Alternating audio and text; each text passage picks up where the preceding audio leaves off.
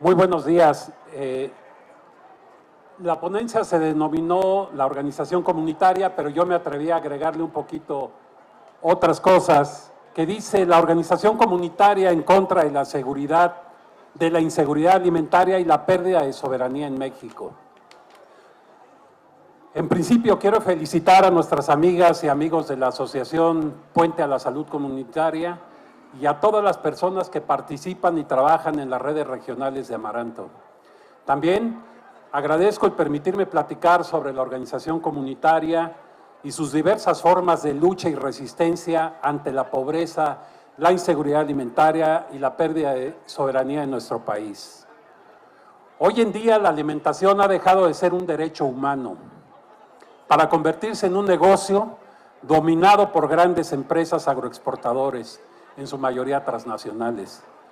Para amplios sectores de la población, la crisis alimentaria no es otra cosa que el drama de levantarse por la mañana y no saber qué vas a comer tú y tu familia.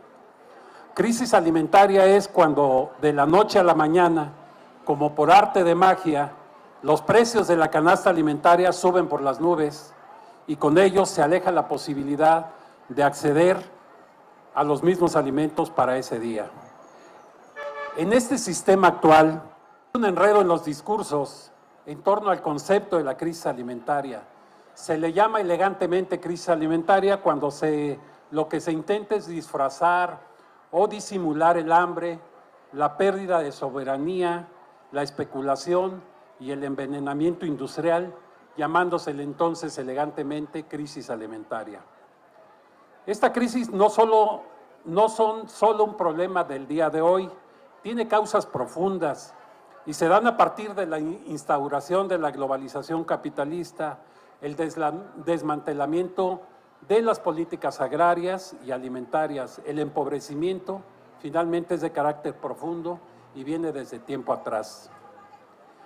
Esta crisis no se habría alcanzado sin las políticas destructivas que muchos gobiernos, como el gobierno mexicano, han impuesto desde hace años y han provocado que en muchos países finalmente solo produzcan para la exportación en detrimento de su mercado nacional y del campesino local. Se han ido destruyendo las producciones nacionales de alimento, forzando al campesinado a abandonar sus cultivos tradicionales, base de su seguridad alimentaria, pasando a producir, en el mejor de los casos, cultivos comerciales para compañías multinacionales, mientras esos mismos países deben comprar sus alimentos a estas multinacionales en el mercado mundial. En México, después de 23 años de que se firmó el Tratado de Libre Comercio, México ha pasado de ser un país exportador a ser un país dependiente de las importaciones de maíz. En la actualidad importamos más del 30% del consumo nacional de maíz, por lo tanto los precios de estos productos ya no dependen de variables nacionales cuando lo adquirimos. En suma, con el avance del sistema internacional de comercio y con cada uno de los acuerdos de liberalización que firma el gobierno de México, se da un paso más hacia la pérdida de seguridad y soberanía en materia alimentaria. Y la pregunta es, y mientras tanto, ¿qué pasa con los campesinos en nuestro país? Actualmente encontramos profundos cambios en la organización de la producción y de la vida rural. Esto se observa en el crecimiento estancado y en la creciente pobreza, en la migración como válvula de escape o estrategia para medio subsistir, en la feminización de la población rural, en la expulsión de los jóvenes del campo y en el envejecimiento de la población que se mantiene todavía en las áreas rurales. No obstante lo anterior, los campesinos que se dedican a la pequeña agricultura siguen jugando un papel de gran importancia en la economía de este país, en la producción de alimentos saludables y en la conservación del medio ambiente. Hoy en día, y ante la creciente crisis general y alimentaria que sacude al mundo, a todos nos conviene reconocer, valorar y reproducir muchas de las viejas y a la vez nuevas formas en que los campesinos organizan su trabajo y su vida misma. Actualmente son los pueblos indios, los campesinos y los afrodescendientes quienes se mantienen en pie de lucha y quienes se movilizan y resisten el acoso de un sistema que los oprime y que busca destruirles o desterrarlos. ¿Para qué? Para apropiarse de sus tierras, de sus aguas y en general de los recursos que desde tiempos ancestrales han estado en manos de las comunidades campesinas y pueblos indígenas de este país. En el ejemplo de Oaxaca conviene ubicar este dato. Todo el estado de Oaxaca tiene aproximadamente 10 millones de hectáreas. De esos 10 millones de hectáreas, el 72% de todo el territorio de Oaxaca es propiedad social, es decir, el 57%, que son 5.400.000 hectáreas, está en manos de comunidades bajo el régimen de propiedad comunal. En tanto, el 15%, o sea, unas 1.400.000 hectáreas, son ejidales. El 28% restante del territorio de Oaxaca, 2.650.000 hectáreas, en su mayoría son propiedad pública. Y resulta que en este estado la propiedad privada no excede al 7% del territorio de nuestro estado. El dato tiene que ver con quién tiene en sus manos el control de la tierra y de sus recursos. ¿Por qué entonces hay tanta lucha y conflicto sobre ello? Se dice que no obstante que la tierra y sus recursos en Oaxaca son en su mayoría de propiedad social, nos encontramos con una multiplicidad de megaproyectos implementados por empresas transnacionales, siempre apoyados por el gobierno mexicano. Y vemos danzar por todo el territorio de Oaxaca proyectos eólicos, mineros, hidroeléctricos, gasoductos de comunicación, de biocombustibles, de turismo, y empieza una danza por todos lados de grandes megaproyectos, los cuales van dejando una estela de despojo y exclusión, despojo de la tierra y del subsuelo, del agua, de la biodiversidad, despojo de la destrucción de los saberes y conocimientos campesinos. En fin, despojo del patrimonio cultural, despojo de la historia y despojo del futuro. En nuestro país, en estados como Oaxaca, Puebla, Morelos, Estado de México y Guerrero, entre otros, al día de hoy existen más de 200 conflictos y movimientos de resistencia comunitaria, todos ellos enfocados en la defensa de sus recursos y de su territorio. En los últimos 10 años se han perdido más de 300 millones de hectáreas de tierras que pertenecían a comunidades campesinas en todo el mundo. La cosa no para, pues. Aquí vale resaltar algunos datos sobre la migración, que es otra forma de despojo, desterrar a nuestra gente.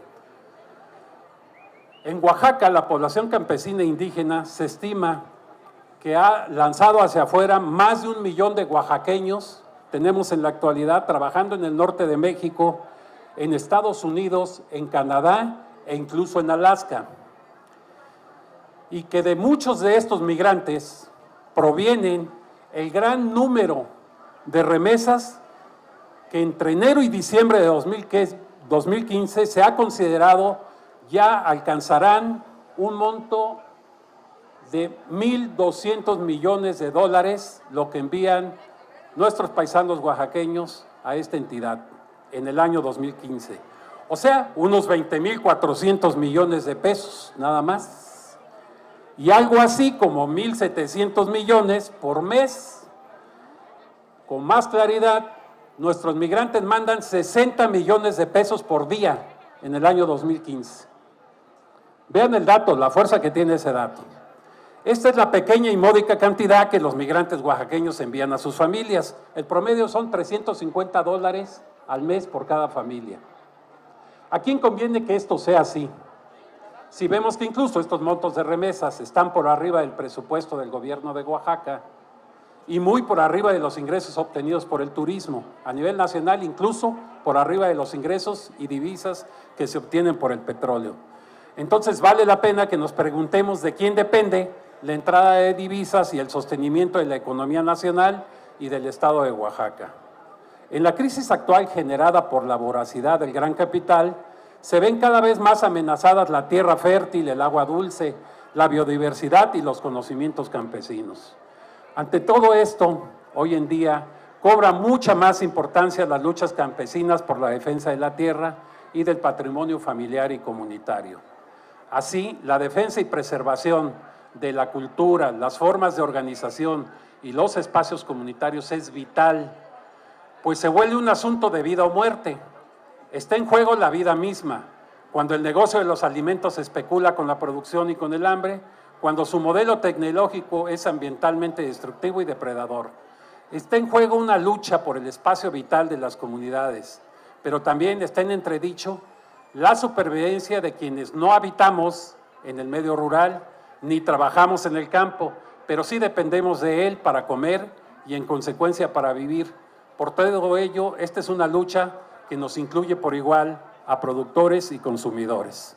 Finalmente, con base en la experiencia del trabajo en los últimos 10 años en la agrupación en la que yo participo, Campo Asociación Civil, nos atrevemos a afirmar que es a través de la organización comunitaria, desde el ámbito local y regional, el espacio privilegiado para enfrentar desde una perspectiva propia los embates y amenazas de la globalización del capital, así como su voraz codicia por apoderarse de los bienes comunes como la tierra y el agua, los cuales han estado bajo el resguardo y la conservación de las manos campesinas.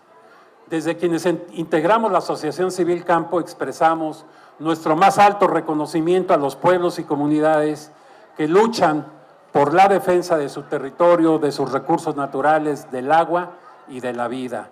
A todas y todos quienes hacen una férrea defensa de nuestros maíces y semillas nativas en contra de las semillas transgénicas.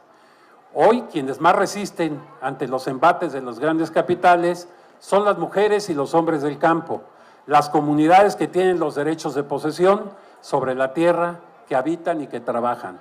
Sin duda alguna, muchas de esas heroicas mujeres y hombres en resistencia hoy se encuentran aquí presentes en este evento. Muchas gracias.